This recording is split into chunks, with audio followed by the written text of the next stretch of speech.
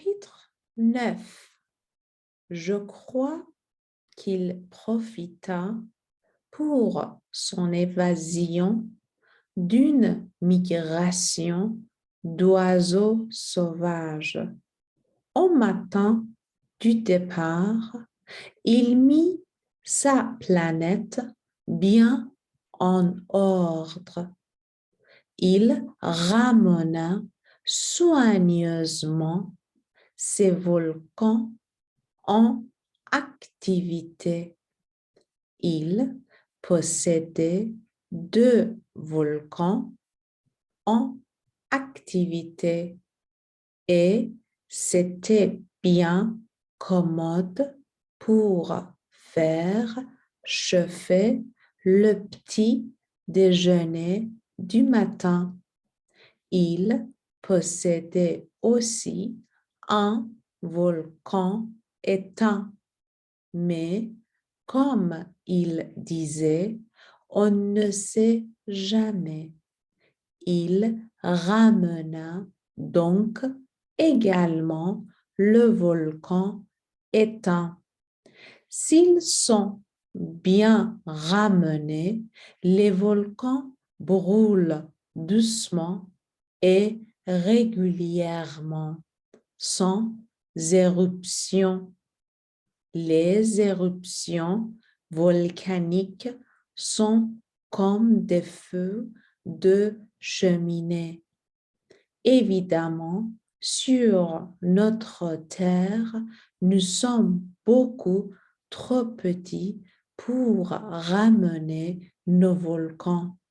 C'est pourquoi ils nous causent des tas d'ennuis.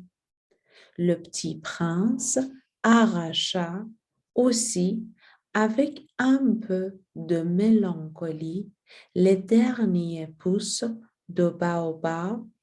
Il croyait ne jamais devoir revenir, mais tous ces travaux familiers lui parurent ce matin-là extrêmement doux. Et quand il arrosa une dernière fois la fleur et se prépara à la mettre à l'abri sur son globe, il se découvrit l'envie de pleurer. « Adieu », dit-il à la fleur, mais elle ne lui répondit pas. « Adieu », répéta-t-il. La fleur toussa, mais ce n'était pas à cause de son rhume. « J'ai été sotte », lui dit-elle enfin. « Je te demande pardon. Tâche d'être heureux. » Il fut surpris par l'absence de reproche. Il restait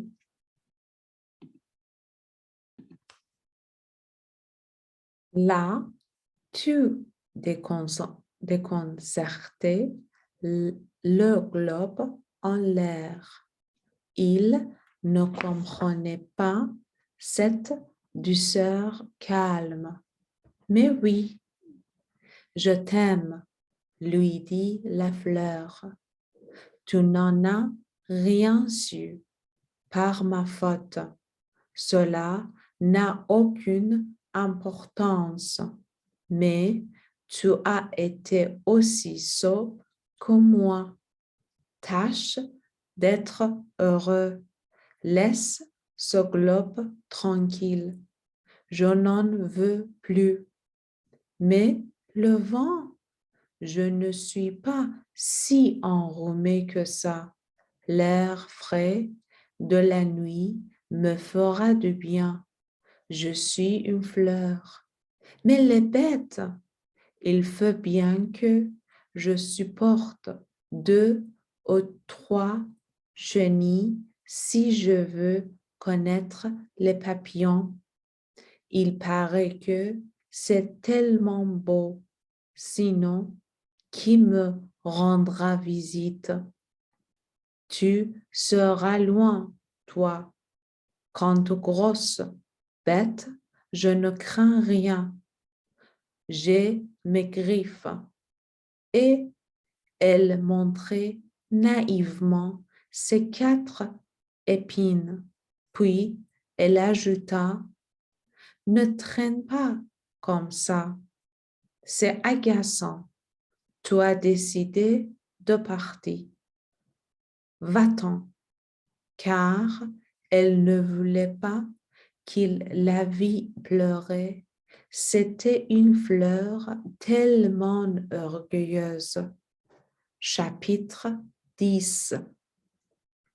Il se trouvait dans la région des astéroïdes 325, 326, 327, 328, 329 et 330.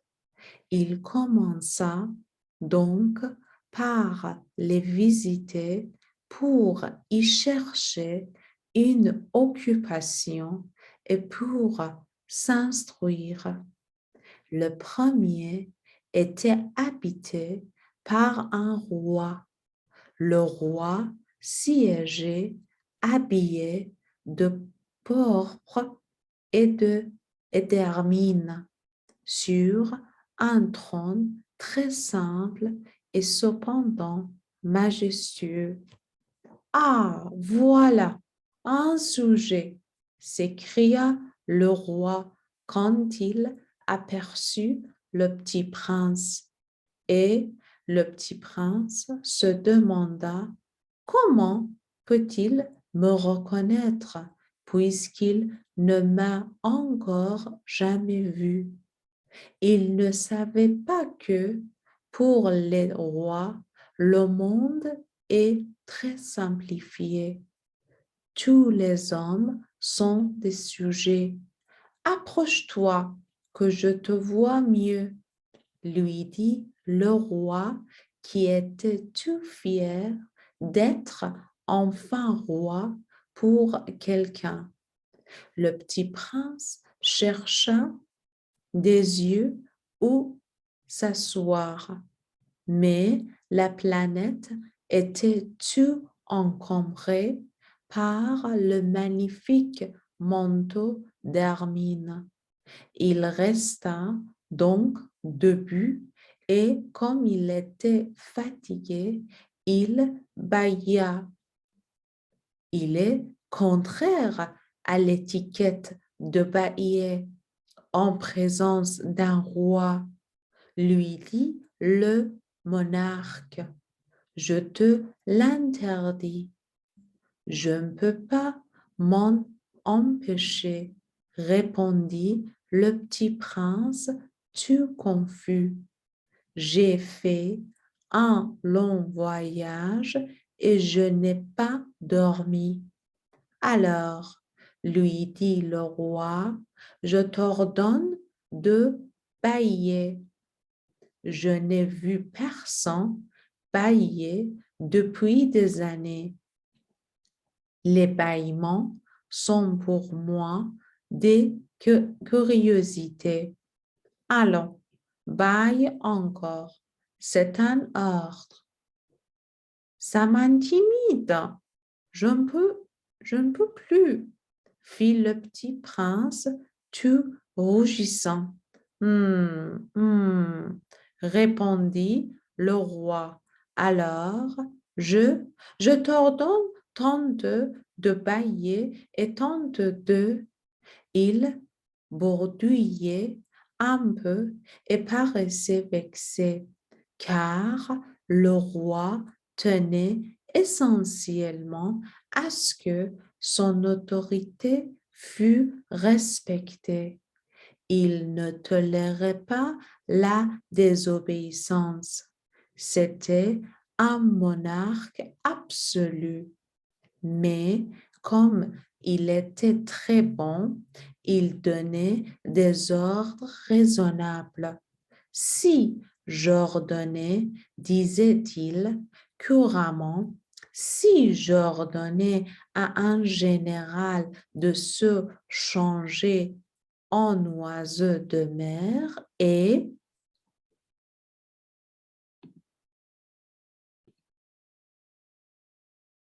le général n'obéissait pas, ce ne serait pas la faute du général, ce serait ma faute. Puis-je m'asseoir? S'inquiète timidement le petit prince.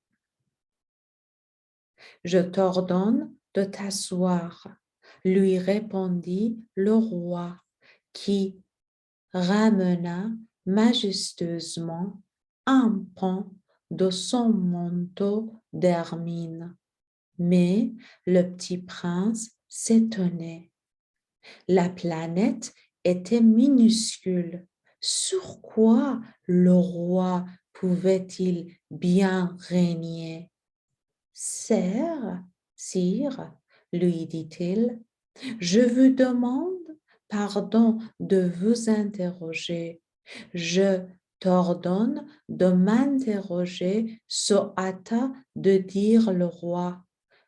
Sire, sur quoi régnez-vous?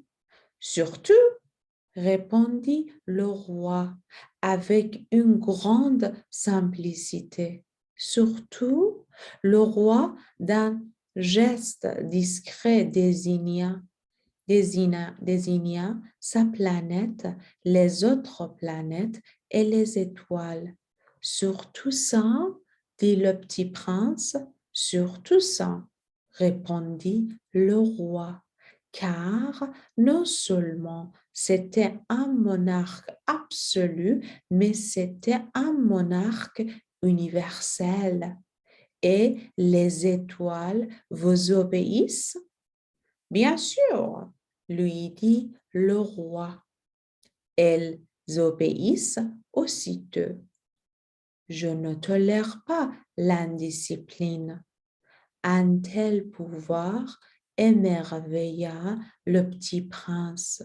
S'il l'avait détenu lui-même, il aurait pu assister ne pas à 44, mais à 72, ou même à 100, ou même à 200 couchers de soleil dans la même journée, sans avoir jamais attiré sa chaise. Et comme il se sentait un peu triste à cause du souvenir de sa petite planète abandonnée, il s'enhardit à solliciter une grâce de roi. Je voudrais voir un coucher de soleil. Faites-moi plaisir, ordonnez au soleil de se coucher. Si j'ordonnais à un général de voler d'une fleur à l'autre à la façon d'un papillon ou d'écrire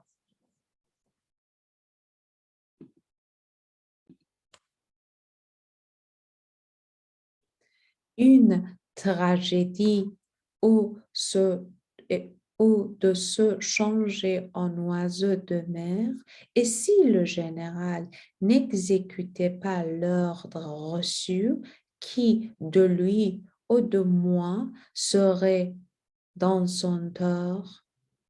Ce serait vu, dit fermement le petit prince. Exact.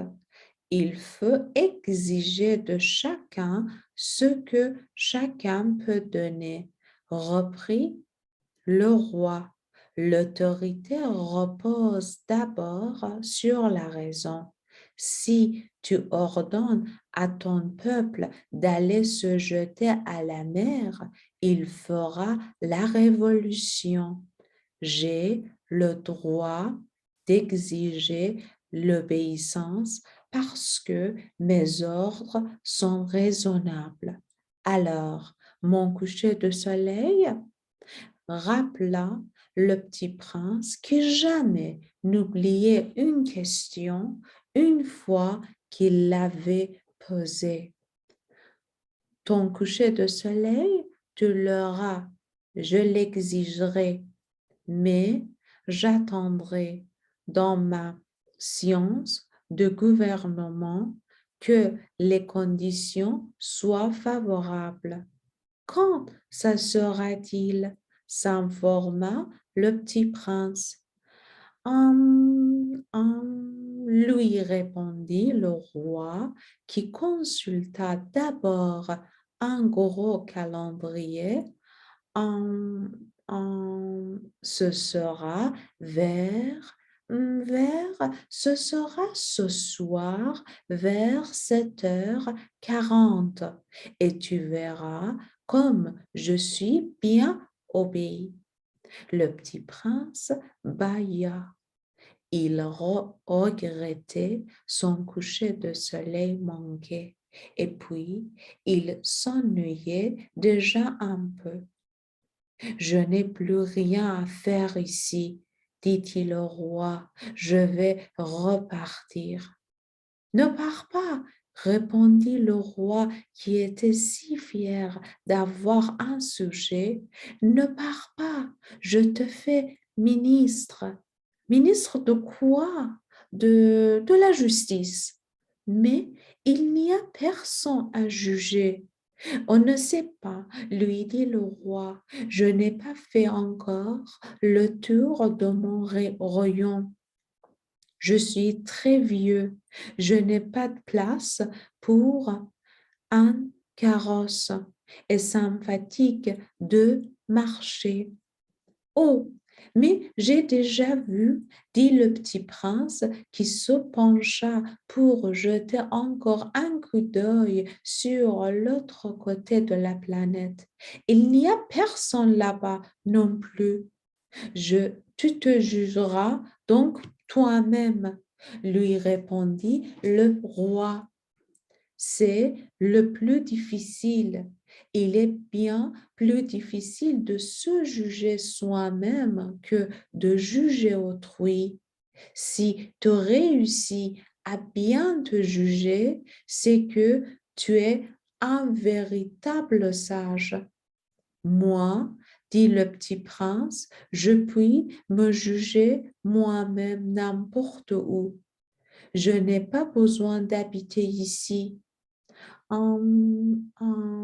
Dit le roi, je crois bien que sur ma planète, il y a quelque part un vieux rat. Je l'entends la nuit. Tu pourras juger ce vieux rat.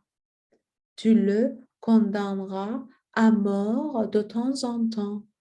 Ainsi, sa vie dépendra de ta justice, mais tu le gracieras chaque fois pour l'économiser. Il n'y en a qu'un. Moi, répondit le petit prince, je n'aime pas condamner à mort et je crois bien que je m'en vais. Non, dit le roi. Mais le petit prince, ayant achevé ses préparatifs, ne voulut point peiner le vieux monarque. Si votre majesté désirait être obéie ponctuellement, elle pourrait me donner un ordre raisonnable. Elle pourrait m'ordonner, par exemple, de partir avant 1 minute. Il me semble que les conditions sont favorables. Le roi n'ayant rien répondu, le petit prince hésita d'abord, puis avec un soupir prit le départ.